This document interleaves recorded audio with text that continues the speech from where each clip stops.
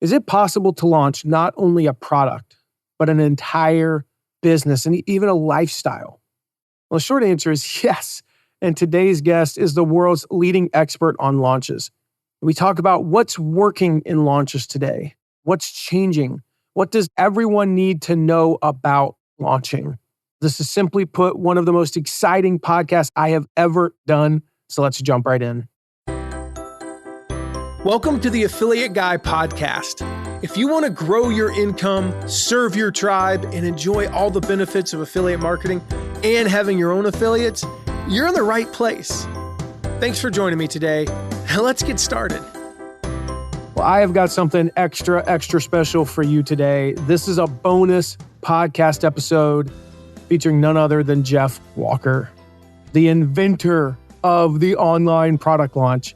We're going to dive deep into the world of launches, how to launch your products, how to launch your business, even launch your lifestyle.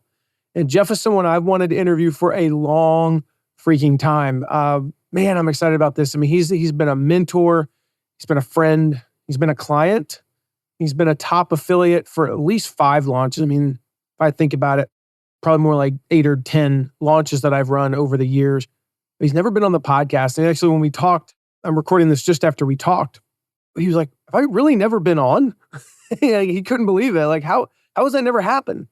Here's what I'll say. It was worth the wait. You know, the guy has, almost 2 decades now, 18 years, as we talk about, of experience in the internet marketing world. And the insights he shares, this guy has his finger on the pulse of what's working in launches, in online marketing. He's on the forefront of everything. From launching a product to building a successful business to creating the lifestyle that you desire. I'll tell you right now, guys, this is a gold mine of knowledge. So we're going to talk about the secrets behind his product launch formula, coaching program. We're going to talk about how to leverage launches to transform your business, transform your life. The very end of this is so powerful. The whole thing is powerful. You can't just listen to the end, by the way, but the stories he shares at the end, talking about life transformation. Man. So powerful. A little bit of his personal journey, the lessons he's learned along the way. What's working today? What's changing? What's new? What's not working? How are things evolving? We're talking about all that. So without further ado or delay, let's get right into it. Well, Jeff, finally, 500 and some odd episodes in, and we got you. Welcome. Thank you. Is this the first time I'm on? Really? It is. Oh my God. And that's not by design. That's just, I'm so excited because I mentioned to my team when we scheduled this, you've been a mentor for, I think I'm pretty open and honest about my age. You've been a mentor for a long time.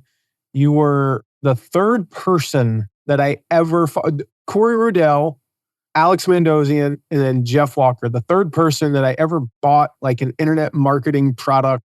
And it's still stuff that I go back to. I meant to tell you this before we went live, but we were talking about kind of the structure of launches. Those scripts, the notes that I took from the first time I went through PLF and mapped out my very first launch, I still go back to them. Like I still go back to them to write new scripts. It's never going to change because guess what? They keep working. They keep freaking working time after time. And it's kind of like when I have a headache, I keep taking ibuprofen because it gets rid of the headache. These scripts in the same way. So I'm so excited about this. I want to kind of start off with like, why launches? Because my experience, personally, launches are hard. They're fun, but there are a lot of work. Like, I don't think anybody would deny that. Why launches when we can be evergreen and we can do that? What's the deal there? Like, let's talk about that. I'll let the guy who invented this, basically, sell me on launches. How about that? Well, it's funny. I was just shooting a video yesterday. It's actually going to be our second video on our Masterclass. And one of the lines I said is that there's just magic in a launch because it's like the magnifying glass that just takes the power of the sun. So the sun's really, really warm. But then when you take that magnifying glass and hold it onto a piece of wood to try to light the fire, which I feel like every kid does, it just focuses that power. Yeah, it's just, it goes from, wow, that sun's really warm to like, it can start a fire. Mm-hmm. And I think that when you do a launch properly and you structure it right, that it focuses the attention of the market on you and eventually on your offer. And I truly believe it's magic. Just like events are magic. like in our lives. Like, why is a wedding a big deal? Because obviously two people are committed to each other, but it's because we make it a big deal. Like graduation is a big deal. A birthday is a big deal. And you focus on that. And yeah, evergreen is great. It's fantastic. It doesn't tend to convert as well, but it's going all the time. So that's the good part of evergreen. And we teach evergreen and we do evergreen, but there is magic, that buzz, that anticipation. There's a reason that Apple doesn't just like one day all of a sudden the iPhone appears, the Apple store, right? Yeah. I mean, clearly they sell phones all year long, but when they do that release, it's a big deal. When a movie comes out, that movie's going to be watched for a long time. But when there's a premiere, it's a big deal. And it's the same with launches. Yeah, I think the movie example is relevant for the consumer too, because evergreen is sitting on the couch, pausing when you got to go to the bathroom or grab some more popcorn. But the energy when you watch a good movie, when you watch a bad movie, it actually works in reverse. Just like, right. But when you watch a good movie, the crowd, like, can you hear the crowd? And you sense like there's this collective thing, like you're all rooting for the underdog together versus watching at home. It is different. It is different. Like I've never watched a movie at home and then wanted to like run through a brick wall. I've left movie theaters wanting to run through a brick wall. I think that's the difference to me. That's a really good example of the movie idea. So, I mean, launches, like they've evolved. This will be your, what? I forget, 14th, 15th launch masterclass, 18th? Where are we at now? 18. 18. Okay. Actually, yeah, the number's more.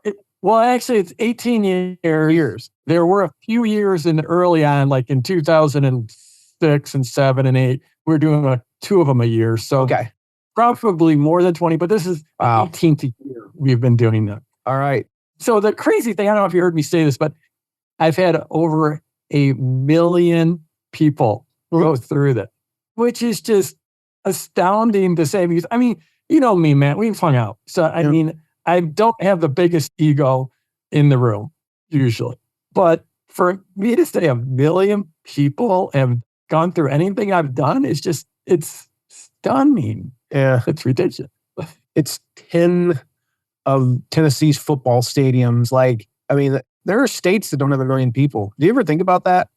There's probably about 8 or 9 states that don't have 1 million people. Really? Like Montana. All of Montana effectively has gone through, probably more than that. I don't know how big Montana is. Yeah, or 10% of New York City. Yeah, less than that. Yeah. 1 in 10 people. Yeah, it's like, yeah, I mean, it is. When you think about numbers like that, it's mind-boggling. I mean, I tell people all the time, like we only had, I only had 5,000 people register. I'm like, that's more people than go to the average Division I NCAA basketball game. You had 5,000 people. Like, can you imagine 5,000 actual people walking out on stage, how nervous you would be? That's how many people just watched your thing. Like, so never say only 5,000, but 1 million is just mind-boggling. So 18 years, what are some of the biggest shifts you've seen from 18 years ago?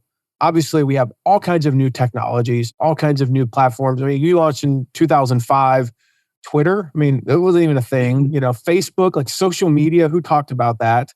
What are some of the biggest shifts you've seen? There's a lot of shifts. I think one of them is the market has gotten, in general, all markets have gotten more sophisticated. So back in the day, when you would do the launch, you'd give out some great free stuff. And then it was almost like there was someone hiding in the closet, that your offer was hiding in the closet, ready to jump out at people and say, hey, buy my stuff. Now it's pretty much everyone knows that there is an offer coming. And you have to be I think the more explicit you are about that, the better. And so usually, like right in the very beginning, I'll say, yeah, I'm going to give you all this free stuff. I'm going to teach you as much as I can. I'm going to make this, I like to say, the second best launch training in the world, that you're going to get it for free. And then at the end of it, I'm going to open up my coaching program. I'm going to invite you into what is the best. And so I think all markets have gotten more sophisticated. And it used to be this market that you and I sell in, which is teaching entrepreneurs how to grow their business. That was always more sophisticated than most of the other markets, because we're a bunch of marketers and we just like to see the trick. We can see the tricks happening behind the curtain. Yeah. But now it doesn't matter whether it's dog training or meditation or whatever. All the markets, everyone knows they're in a funnel these days. Even if they don't know what a funnel is, they know they're in a funnel. So that's one of the big changes. I think in the last few years, launches have gotten a little more compressed. So they're happy in a quicker time frame. It's harder to keep people's attention for a longer time. Another big change, as you well know, Matt, there's two big sequences. There's the pre-launch and then the open cart. Pre-launch is where you're delivering value, value, value. And open cart is where you actually open up and you start taking orders. The cart refers to your shopping cart. So that's the time when you're actually launching. And it used to be the open cart was almost like almost an afterthought. And it was never really an afterthought, but it was like all the effort went into the pre-launch. Yeah. And then the open cart was a few emails. Now, open carts sort of become the star of the show or a star. And so we're delivering a lot more content during open cart. So that's a big shift. And we can talk about that if you want, because there's some subtleties there. I think a huge shift, and this sort of gets into platform and tools, but video and live broadcasts, monumental shift. So, there was a time where you couldn't do online video. And then there was a time where it was really, really clunky. Yeah. And then it was where it was really hard. So we went from we couldn't do it to clunky and ugly, but then it was nicer, but it was really hard. Now it's a lot easier. And frankly, that I think has really moved the needle for a lot of people because it used to be all text-based. When I started out, it was all email and it was all maybe blog posts. Blogs were the latest technology at one time, or sales letters. But now, so much of it is done via video and via live broadcast. And even though I know a lot of people out there don't want to be on camera and they worry about that, it's still for the average person easier to speak to a camera than it is to write in a compelling manner. Mm-hmm. And so that shift to video and live broadcasts was monumental. And I think it made launches and marketing in general more accessible to the average person. I want to ask you this because you touched on the ease of video. What are you seeing in terms of, anecdotally, we hear about attention spans shorter and shorter and shorter and shorter. And that's why TikTok and stories work so well. I know me personally, I get 5 minutes into a video and I'm in la la land for the next two, and then I'll have to go back for 2 minutes and listen again. What are you seeing in terms of video length? And I guess second part to that is, okay, it's hard to say everything you want to say in a 7-minute video. So it has to be longer. How do we keep their attention in those videos? What are you seeing in that world? It's no different from any messaging. It's like, it has to be compelling. It has to be good. You have to be good.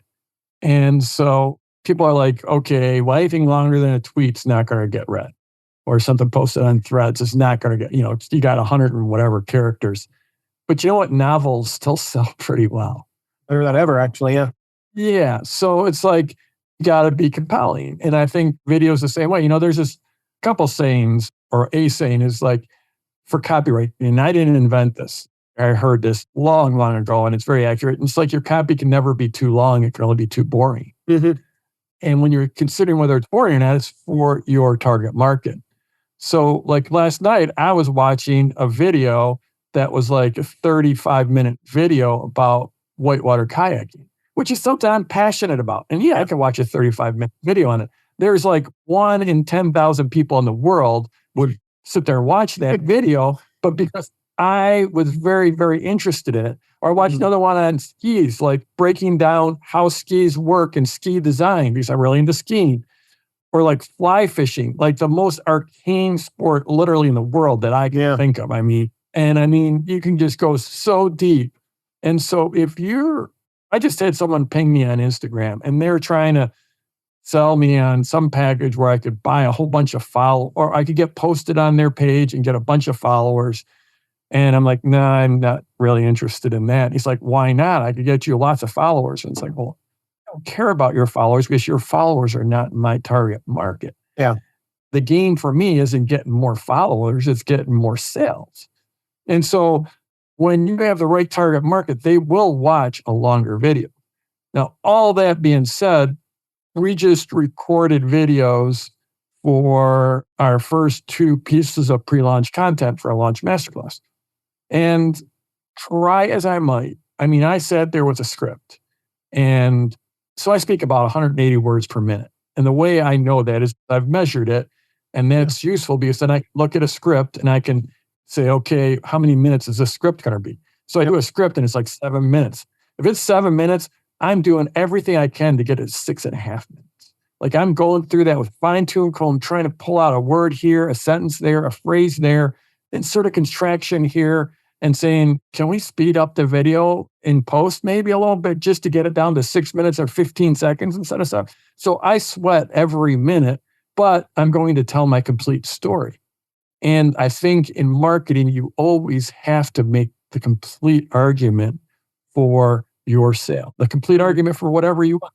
In these videos, I'm trying to engage people in having a bigger future and seeing a bigger future for themselves and being able to create a business out of thin air or to grow a business that they already have. And you know what? To do that's not an easy thing. No. We're talking about behavior change, and behavior change is hard for humans. And so I am trying to get them to see that they can put together a launch and they can take something that they've created in their head and put it out in the market with a launch and get paid for the thoughts that went through their head. But right now, they're just thoughts in their head. So I have to convince them that they can do this. It's more than 7 minutes. So I've tightened it as much as I can. It's tighter than it's ever been. And we've taken those videos and we split them into like a series. So it's like a Netflix kind of, you binge watch this thing. So the whole series is going to be like 30 minutes long, but it's going to be a 3-minute intro and then a 5-minute video and then another 5-minute video and another 5-minute video. And every video is its own distinct piece, and it does its best to sell the next video, to sell the consumption all the way through. So yeah, I mean, I work really hard, and I teach that you got to work hard to keep people's attention. Yeah. But if your messaging is on point, and if you have the right people watching it, they're going to watch it. I agree. I mean, I heard a pastor talk years ago, was talking about sporting events, and he was like, and I think about this, I'm the same way, right? When my favorite soccer team plays at 8:30, I start listening to the pregame at 7:30. So I consume content for now. Now I'm cooking dinner, I'm washing the dishes, I'm cleaning the house when I'm doing that. But still, I'm listening. Then from 8:30 to 10:30 roughly, I don't care if I have to go to the bathroom, like when the game's on, I'm not going. Like halftime, we set a timer for 15 minutes exactly so that we will be back right at halftime to be able to watch. Then after the game, what do? I go to Twitter and I watch the highlights of the game I just watched and read the comments about how other people are saying the same thing I'm thinking. That was an amazing goal. Unbelievable.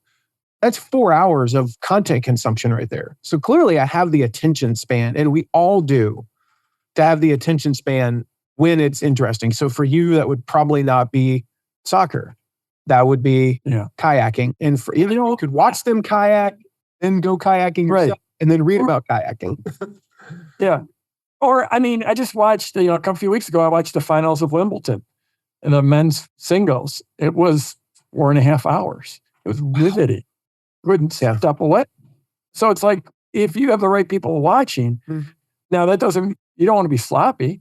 You still have to be compelling. But yeah, they will consumers are interested.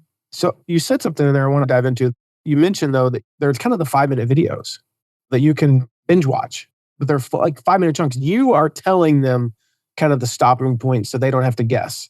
Like, here's where to stop, come back tomorrow, watch the rest, or come back later today, watch the rest.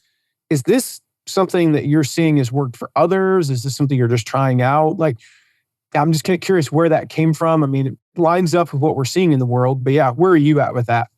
Well, I'm blessed to have, a lot of students out there doing a lot of really cool things. Yeah.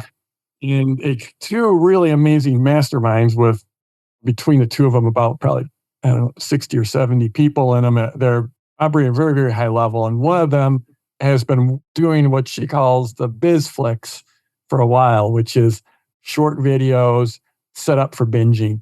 And she's been telling me about it. I'm like, that sounds pretty cool. So last year in our Launch Masterclass, we dipped our toe in the water and we tested it as a bit of a supplemental path for people to go through our content. And it seemed to work really, really well last year. So what we're doing this year is we're going to release an entire series. And I think the first series has got maybe 9 videos, and they're anywhere from 2 minutes to 7 minutes. And it's like one plays and as soon as it ends play. Well, we're still building out the pages and building out the technology, but theoretically, it's going to be just like Netflix, where you're watching it and maybe you see the menu over on the side, but you're getting a video. And as soon as that video ends, then it's counting down into the next video and the next video and the next video. So I've got a whole series of videos like that. Like I said, I think it's 9, it might be 8. And then a couple of days later, that'll give people a couple of days to go through those. Yep. I'll also do a live Q&A where I'm answering any questions that people had so they can get on live with me. And then a few days later, after that first series, we'll drop a second series. And that one, I think, might be 7 videos or so, maybe 7 or 8 videos. Again, just 2, 3, 5-minute videos where it's going through them. And I'm always testing and tweaking, but I've based on some of our students that have done similar and what we tested last year, I think I'm hopeful that it's going to work. Yeah, sounds like it will. I mean, it lines up with what we're seeing in society. And I think you and I were talking beforehand that the biggest shift I'm seeing, and I was talking with a client just last week about this, was just, I'm not saying live launches are dead, but the numbers that I've seen from our clients are, I mean, the show up rates are, whoa. They're not. And show up rate, yeah. For a lot of, show up rate, right. Show up rates like getting to be a difficult thing. Yeah. So like we actually started doing our launches like live broadcasts. And I think it was in 18. 17, 18, yeah. 18, we're doing these big productions and people were showing up then because we were very unique in the market. There were not many people doing what we were doing. And then the pandemic happened and then everyone was home. So then everyone was still showing up because everyone was home for a year. But then everyone went online. Everyone started doing these live broadcasts. And now there's just, it seems like in any niche, you could have 3 different live broadcasts on any given day that you can attend. And so it became much less special. It just didn't stand out. And people are sick of it. So this year, what we're going to video, but it's also supported with the live Q&A. Yeah, I love that because you can't do Q&A not live. I mean, you sort of can, but it doesn't have nearly the same energy. So those are going to be your people. If they have questions and you answer it, I mean, you know this, you're closing 10% of the people who you answer a question, maybe higher. I mean, you've overcome their objections. And so that's the perfect use of that, I think. Yeah, my theory was like the pandemic artificially leveled off or even increased the show up rates for live because, 2019, like you said, it was novel. 2018, 2019, it was novel. You were one of 100 people doing it all year. So, okay, pretty good rates. 2020, 2021, or even early 2022, it wasn't a choice between watch Jeff Walker's launch or go to the movies because they couldn't go to the movies. There wasn't anything else to do. Now they're going to the movies. And let's be honest, they're not going to sit around and they're anxiously waiting for your thing to come on at 2 p.m. That's just not what we're going to do, Also, people's bosses are over their shoulders now too. That probably plays a little role in it. And knowing you don't want to do it at 8 o'clock at night, neither do I. So Right. I love it. And frankly, for us, we can't because my audience is so international. I mean, 40% of our people are outside North America. And so I do it at a time where when we do lives, we try to thread the needle so it works for UK and Europe. And also it's late for them. It's early for Australia and New Zealand. Yeah. Sort of a pretty small window that you can it is. Do it. That's what we found. It's like you pretty much do it now or never. So I want to go back to something you mentioned about open cart real quick, because you were right. Like, I know, not just anecdotally, but I can speak for myself. We would put 100, 200 hours, man hours into the pre-launch content, the videos, all that. And then the open cart was like an afterthought. And like, oh yeah, cart opens tomorrow. We better come up with a plan. Mm-hmm. And you said it's probably closer to 50-50 now, or even 40-60, like the planning for open cart. What does that look like today? And why has that changed? I guess is probably the bigger question there. Why has that shifted? And what are you seeing as working and not working in open cart phase? Yeah, I'm really not sure why. I haven't been able to put my finger on why that is. Maybe there's not as much rabid consumption of the pre-launch. I'm not sure. But people are certainly taking more time to make a decision. So it used to be back in the day, long ago, it was like clockwork that I would take my sales in the first hour and I would multiply that by 4. And that would be what I would end up as a launch result. And it would be 25% the first hour, 50% the first day, and 50% the rest of the cart. Yeah. And now that's just gone completely out the window. And basically, the only reliable rule of thumb is if you close properly, then you'll probably do 40 to 50% on your final day. So that's the one thing that seems to, but stuff has shifted much deeper in Cart Week. And the mistake I see people make with Cart Week is there's so much teaching in one of these launches. You're delivering real value, real content that I want to change people's lives, whether they buy from me or not. Mm-hmm. But in Cart, once you get to Cart, anything you're putting out has to move to making the sale. It has to move people forward in the enrollment conversation. You don't want to be dropping heavy content during that week. You can drop some lighter pieces that are standalone that people can consume in 5 or 10 or 15 minutes. So they're not bogged down with thinking through this new content because you want them thinking about the offer. So we'll go deep with case studies. We'll go deep with FAQs. I will often do like a fireside chat where I'm answering objections. This time, we're probably going to do a webinar that's very, very on the nose in terms of it will literally be titled something like, something about your top questions about the Product Launch Formula Coaching Program answered, or something that's very on the nose. And we'll do that probably either the closing day or the day before closing. We are actually at this point, it's funny because we're still playing with the last 2 days and exactly what we're going to do on those 2 days. So here I am, we're only 3 weeks out from those closing days. And usually we've got this plan. That's early for you. Well, no, the thing is we've built up enough experience that Exactly. I know I'm not concerned about nailing it. The only thing I'm concerned with is our partners, because we're going to have affiliate partners on this. And our partners want to know the plan as early as possible. And we want to let them know as early as possible. We're still playing with it. We're also just a little truly behind the scenes. We generally have a 5-day open cart. And that's what I coach, is do a 5-day cart, maximum of 7 days. It's the mistake I see people make. They have a 10-day open cart or a 14-day open cart. If you do that, it ends up being a begathon. It's just like all you can do is send out another email that says, please buy my stuff. Please buy my stuff. It's horrible positioning. Everyone gets, your partners get sick of it. Everyone gets bored of hearing of you. So we usually I coach a 5-day to 7-day max open cart. Yeah. And historically, we do a 5-day cart. But this year, we're going to do a 4-day cart, which is it doesn't give you as much time to recover if something goes wrong. Yeah. So that's the danger. And the reason we're doing it is because the way the calendar works, our open cart week is the week going into Labor Day, the Labor Day weekend here in the States. And for anyone outside the States, Labor Day is the last summer holiday here in the States. It's a very big deal. It's a big deal in terms of people taking the time off. Yeah. And so Labor Day is Monday, but the Friday, people start checking out. They're headed out on vacation. They're headed out for the weekend. They're all going to the lake or the beach or whatever. So I don't want to close on that Friday. So we moved our close to Thursday so that we end up with a 4-day cart. So that's a little bit different for us. Yeah. You sometimes just have to look at the calendar.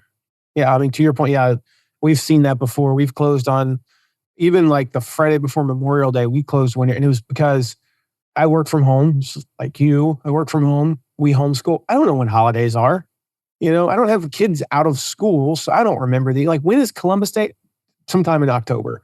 And you know when I find out that it's Columbus Day? When I go to the mailbox and there's nothing in it. Or when I drive to the bank and it's not open. I don't know these things. And nobody on my team said anything. We'd planned this launch, 6-7 months in advance. And it was the Friday before Memorial Day. And Memorial Day, to your point, for those not in the United States, it's just like Labor Day, but it's the kickoff to summer because a lot of times the kids got out of school and boom, Friday, they're in vacation mode. Or I've got so much work to do to get ready for vacation mode. They are not in, you have a deadline? I don't care. They're just not in that mode. And it killed, you mentioned, we see the same thing, typically 40 to 50% of sales in the last day. We only had 22, 23% of sales in the last day. It just destroyed our launch. I'm like, oops, lesson learned, right? So good point there. I'm excited to see how that works though. I really am.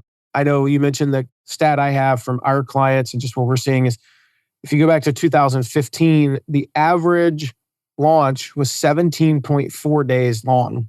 In 2022, the average launch was 13.8 days. I mean, that's a half a week off.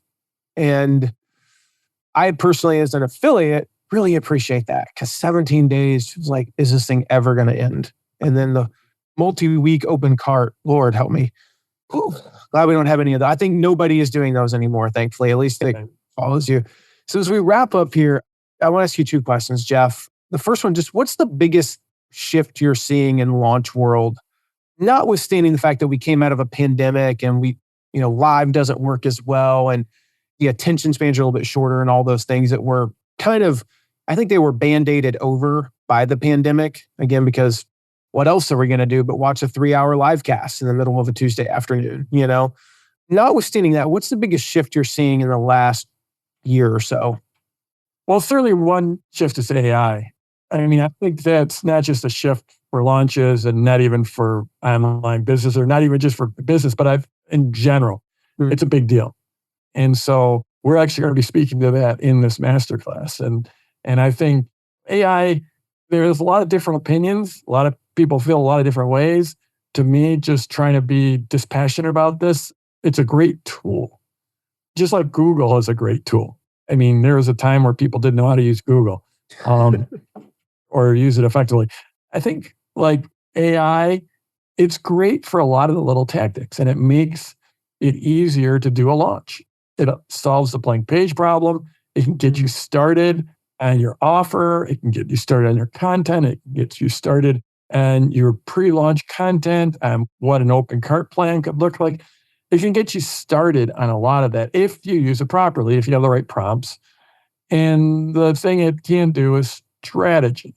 It's not going to build a business for you. So the way we're going to approach this and the way I feel about it is it's just a perfect fit with the product launch formula because it makes it easier and faster to implement, but you still have to understand the strategy and you still have to understand marketing and you still have to be able to recognize when your marketing is hitting the mark because the content that, at least at this point, that it's putting out is not launch ready. It's 70% of the way there, but you need to make it better. And so I think it's a great tool and it's helping us launch faster. It's helping our clients launch faster, get more work done. Yeah. But you really do need strategy to drive it.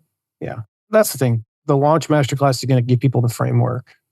You can layer ChatGPT, whatever, on top of that.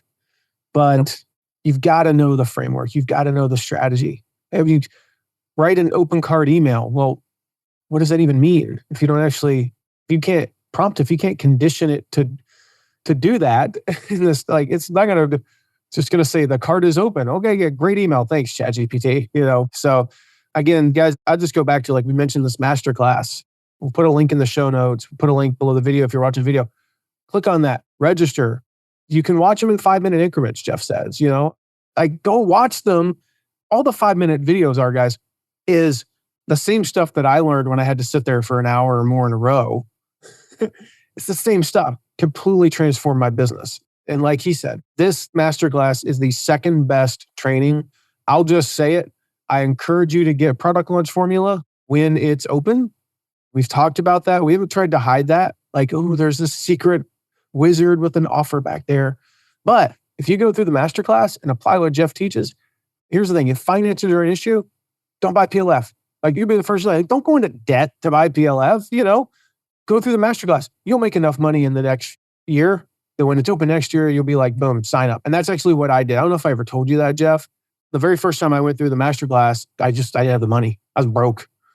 So I took what I learned in it, made enough money. The next year, I didn't even go through the pre-launch content. I just waited for open cart, clicked on buy. So as we wrap up, the final question I would say is if somebody is out there, I want to speak to the person who's in that niche that they're like, yeah, all this internet marketing stuff. I don't know if you can share the specific story you shared with me beforehand, because that might be proprietary. But tell me a story of somebody. Give me an example of somebody they're in some obscure niche that people don't even know that's a thing. And they've used product launch to really launch their business. And launch their lifestyle, because that's ultimately what this is all about, is a lifestyle, the type of lifestyle that you've lived where, it's not all about work. Just finish this up with one of those. I love hearing these. Hopefully it's one of so many. It's funny how like a million to choose from. So, well, people write in and they tell me about things, and sometimes I have to like Google them to figure out what they are. Like there's one, like someone wrote in about dressage, which I thought was pronounced dressage, which is basically horses, right? It's horse riding, like where you're jumping over stuff. Oh, okay. Dressage.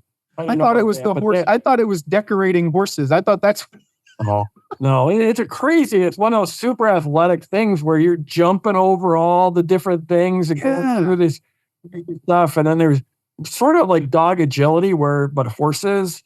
And dog agility is another one. I have someone massively successful in dog agility. Yeah. I mean, wooden dolls, sword fighting, like screaming, how to scream. And this for someone wrote it. I just did a 6-figure launch on how to scream. I'm like, okay, so what's it about? It turns out it's how to scream if you're a heavy metal vocalist. You're not born knowing how to scream. No, not at all. A learned skill. So there's just so many carving wooden dolls, reading echocardiograms. It goes on and on. But the favorite one I've been talking about for the last year, I think, is Anne LaFollette. And Anne had a successful corporate career working for big retailers. I mean, very successful career. And then in her late 50s, one day, boss calls her in. This is like executive suite kind of stuff. Boss calls her in and says, we're limiting your job. Go to HR. We're walking you out right now. And Anne's late 50s, and she was devastated. And then I think like driving home, she gets in a car accident, double devastated. And she's home and her husband says, hey, you've had all those art supplies in the basement that you keep on buying, but you don't do anything with. Why don't you start doing some art? And so she did. And then she found this thing called surface pattern design, and she became really passionate about it. And that was one where I had to Google, what's surface pattern design? And even after I Googled it, I still didn't know what it was. And it's basically designing, I'm looking for an example. It's like designing a repeating pattern that might go, here we go. Like, here's a journal. This is a surface design. Someone designed that. And people can actually design this, and then you can make your own wrapping paper, your own fabric, your own mouse pads, your own phone covers, and you can actually license this to companies, and they'll pay you money for your surface design. And so she did an initial launch that was like a proof of concept and made, I don't know, a few $1,000s and said, okay, this will work. And then she leaned into it. She had no list, no core, no product, no entrepreneurial experience, no following, nothing. But she just started spending like $5 a day on ads and started doing lives once a week. And initially it was just her cousin was showing up. And then because she started to build a small list, and she did that first launch, did a few $1,000s, and then it just grew from there. And in her first full year, she did several launches that added up to $100,000. In her second full year, she did 3 launches that ended up being $400,000, teaching people how to do surface pattern design. And she's in her early 60s now. She's a few years into this. Her business keeps on growing. She's actually made it into my mastermind. She looks like your grandmother. If you just like close your eyes and said, show me, I want to imagine that grandmother, and that's Anne. And she has all the people that follow her, she said, look like her. They're all older people, mostly women, who just are looking for this hobby. And maybe they can even make some money at this, but mostly they just want to make these surface designs so they can make wrapping paper that they can wrap for their grandkids' presents. And so she will, no list, no product, no experience, no following, never been on video, never been on a live cast. And within a couple of years, and this isn't typical, this isn't average, it's absolutely extraordinary, but $400,000 teaching surface design. And we have another PLF owner who is crushing it in surface design, Bonnie Christine. Bonnie Christine's 35 years old. She sells to 35-year-olds and sells to 50 and 60 and 70-year-olds because their voice is very much speaks to their people, and they've attracted their people. And it's just It's absolutely ridiculous. That was a beautiful lesson there at the very end. I don't know if you realize how powerful that lesson is, that like two people teaching the exact same thing, they're very different. Right. They attract very different people. Bonnie's probably never going to attract Dan's audience and vice versa. So that's a lesson for everybody who goes, oh, there's already people doing what I'm doing. There's no you, though. No you, though. Jeff, that's been amazing. Thank you so much for doing this. I'm so looking forward personally to the Launch Masterclass because I don't know why, man, but I keep going back. I just like watching how you do it. That's, I think, the reason why. So I look forward to going through again for the, 10th time, 11th time, 2012, actually. Bought in 2013. Right. So whatever this is, 14th, some odd time. Look forward to going through. I'm excited, and I know people will benefit so much from it. So thanks for sharing a little bit about what it's like behind the scenes today. Thanks for having me on, Matt. You can see why I was so excited to share this episode with you. We put this in. It was somewhat of a last minute thing. We had an opportunity to finally do this. And so I hope you enjoyed this bonus episode. I would love to hear from you about your biggest takeaway, as always. So shoot me a text at 260-217-4619 or message Jeff on social media and let him know that you heard him here. But if you text me your biggest takeaways, I'll be sure to share them with Jeff. Make sure you also check out the Launch Masterclass that he's doing. The link is in the show notes. Guys, this happens once a year. One time per year. Like he said, it's the second best training on earth, and it's free. The best one is paid. I hope you join Product Launch Formula, but this one is free. So join the Launch Masterclass. We have a link to that in the show notes. With that, make sure you hit subscribe as always so you don't miss the next episode. I said it last time. The next episode is how to get affiliates excited to promote. Well, now that's the next episode. Now that's the next episode. We're going to talk about how to actually get your affiliates eager to promote. You think that money would be the best way to get affiliates excited. I talk about this in the podcast, the famous quote from Dostoevsky, man never acts for a single motive. Motivation is more than money. Like money is usually not even like in the top 3 motivators. So we want to make sure to listen to the next episode. Best way to do that, hit subscribe so you don't miss it. I'll see you then. Thank you so much for listening today. Remember to check out all of our deep dives into affiliate marketing at theaffiliateguide.tv. And if you have a question, ask it at asktheaffiliateguide.com. Who knows? Maybe you even be featured on an upcoming episode. And lastly, if you haven't yet, make sure to leave a rating and review wherever you're listening to this episode. See you soon.